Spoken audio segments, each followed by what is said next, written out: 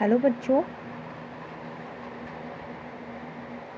आधुनिक इतिहासकारों के अंतर्गत आज के टॉपिक में हम लोग A.K. कुमारस्वामी जी के बारे में पढ़ेंगे। बच्चों, A.K. कुमारस्वामी जी का पूरा नाम है आनंद केतिस कुमारस्वामी। बच्चों, सबसे पहले इनके जीवन से संबंधित प्रमुख घटनाओं के बारे में जान लेते हैं। बच्चों, कुमारस्वामी जी का जन्म 22 अगस्त 1877 ईस्वी को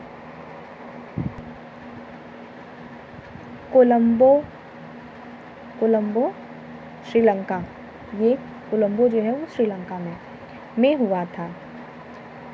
अर्थात जो हमारे आधुनिक इतिहास कुमारस्वामी जी हैं, इनका जन्म हुआ था 22 अगस्त 1877 ईस्वी को और इनका जो जन्म स्थान है वो कोलंबो श्रीलंका है। उनके पिता श्री मुथु कुमारस्वामी जी के पिता का नाम था मुथु कुमारस्वामी। अपने देश के लब्ध प्रतिष्ठित व्यक्ति थे। उनके जो पिता थे मुथु कुमारस्वामी, वह एक प्रतिष्ठित व्यक्ति थे, अर्थात सम्मानित व्यक्ति थे। कुमारस्वामी की माता एलिजाबेथ थी, जो एक अंग्रेज परिवार की विदुषी महिला थी। इनकी जो माँ थी एलिजाबेथ, ये एक अंग्रेज परिवार में विदुषी महिला थी, अर्थात विद्वान महिला थी। इनका पारिवारिक नाम कुमारस्वामी हिंदू देवता एक कुमार के नाम पर रखा गया, जिनका एक मंदिर शिलोन के कतरगांव में स्थित था। इनकी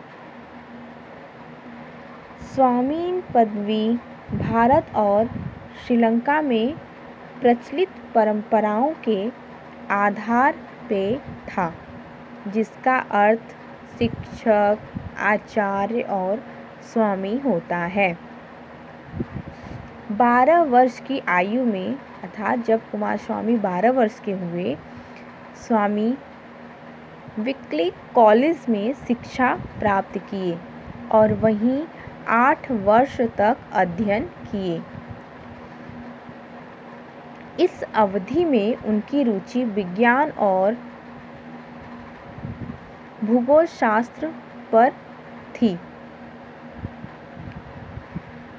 ये जब कुमारस्वामी जब 12 वर्ष के हुए, तब इन्होंने विक्लिक कॉलेज में शिक्षा प्राप्त किया और वहीं पे रहते हुए 8 वर्ष तक अध्ययन किया।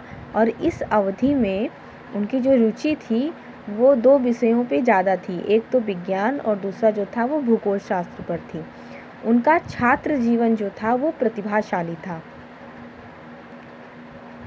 और 1897 ईस्वी में भूगर्भ शास्त्र तथा वनस्पति शास्त्र विषय के साथ यूनिवर्सिटी कॉलेज लंदन में बीएससी में नाम लिखवाया और 1900 ईस्वी में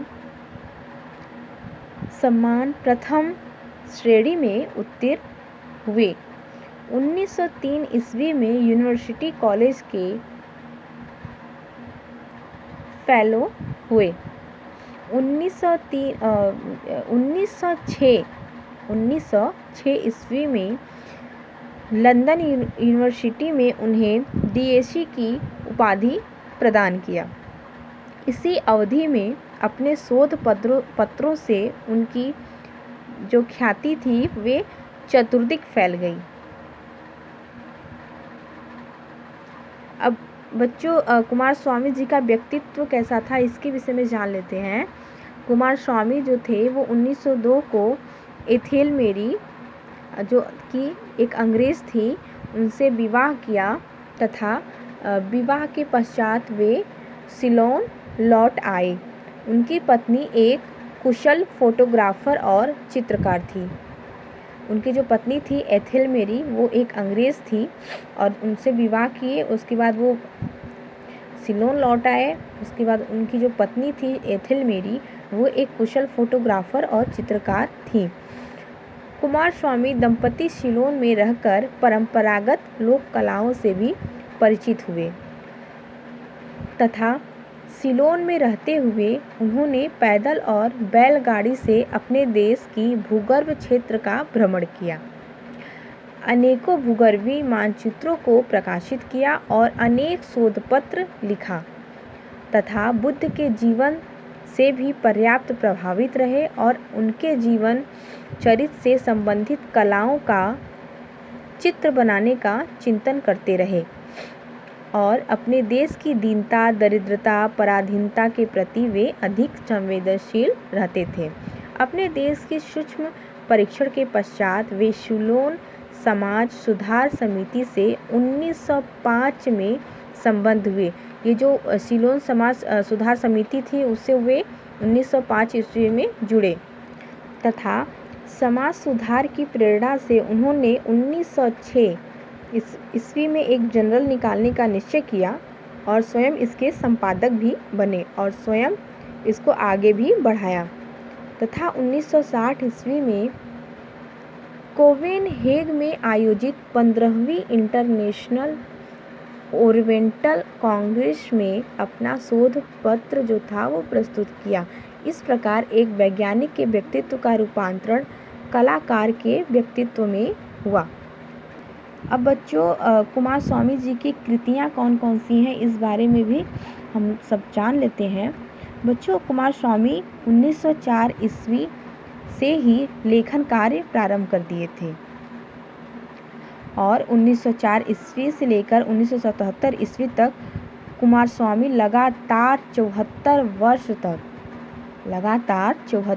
वर्ष तक सर्वाधिक शोध निबंध लिखे जो कालांतर में पुस्तकों के रूप में प्रकाशित हुई और उनके प्रमुख जो लेख हैं और जो पुस्तकें हैं वो निम्नलिखित हैं।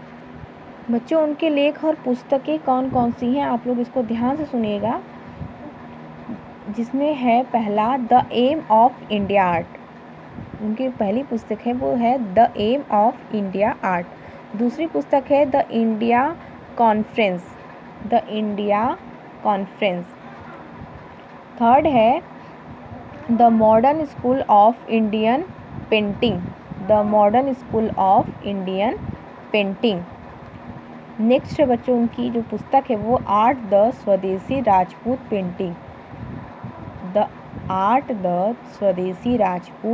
पेंटिंग। नेक्स्ट है बच्चों द डॉस ऑफ शिवा। बच्चों यहाँ the God of Shiva. Next है बच्चों द हिंदू विवाह ऑफ आर्ट। नेक्स्ट है बच्चों the new approach to the Veda. Last बच्चों the living of Gautam Buddha. बच्चों उपर्युक्त के अतिरिक्त अन्य ग्रंथों का भी वर्णन मिलता है। बच्चों इन पुस्तकों और ग्रंथों के अलावा हम कुमार स्वामी जी के कुछ जो उनकी व्यक्तिगत जो विचार थे इस बारे में जान लेते हैं। बच्चों कुमार स्वामी जी ने स्वयं लिखा है कि इस जगत में केवल एक ही पुराण विज्ञान, एक ही मूर्तमान तथा एक ही सत्य है जो अपौरुष बुद्धि द्वारा कला से हस्तांतरित होते आ रही है। कुमार स्वामी के अनुसार परंपरा अपनी संश्लिष्ट रूप में कुछ विशिष्ट और महत्वपूर्ण अर्थ को व्यंजित करता है, जिस प्रकार मॉडर्न शब्द व्यंजित करता है। परंतु मॉडर्न शब्द एक वैज्ञानिक युग का शब्द है जो अपनी अच्छाइयों और बुराइयों के साथ वैज्ञानिक विद्या का विश्वासी है। कुमार स्वामी के अनुसार परंपरा विश्वासों से तुल्य शब्द है जो एक निश्चित प्रक्रिया, कला की कृतियों, सिद्धांत, नियम को व्यंजित करता है। बच्चों जो कुमार स्वामी का दृष्टिकोण है वो उनके कृतियों और दृष्टि को वैज्ञानिक आधार प्रदान करता है और प्राचीन भारतीय साहित्य, कला, स्थापत्य, मूर्ति शिल्प एवं औद्योगिक उत्पादों की कलात्मक स्वरूप को एक नई दृष्टि प्रदान किया।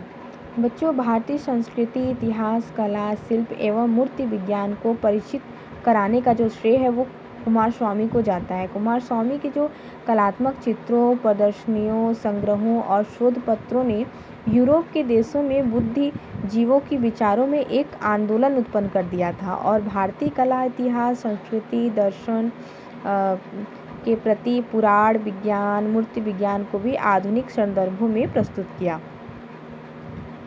कुमारस्वामी का जो जीवन था वो अधिकांशतः विदेशों में व्यतीत हुआ और विदेशों के समकालीन पूर्ववर्ती विद्वानों के कृतियों का अध्ययन कर भारतीय और सिंहली जीवन परंपरा और व्यवहार को ऐतिहासिक संदर्भ में प्रस्तुत कर इतिहास लेखन को जो इन्होंने एक नई दिशा प्रदान की, जिसका भारत आज भी ऋणी है।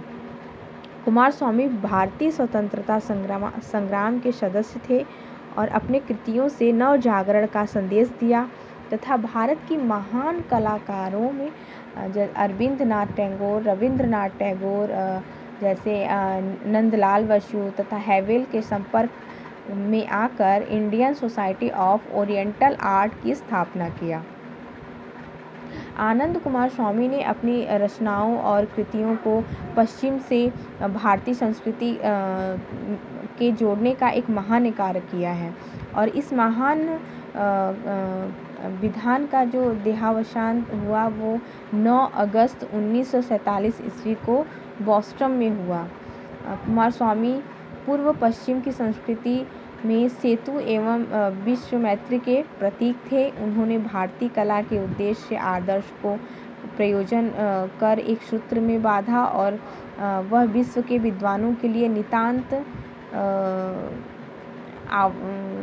नूतन का कार्य किए थे और भारतीय कलात्मक रहस्यों का परिचय पश्चिमी जगत को कराया।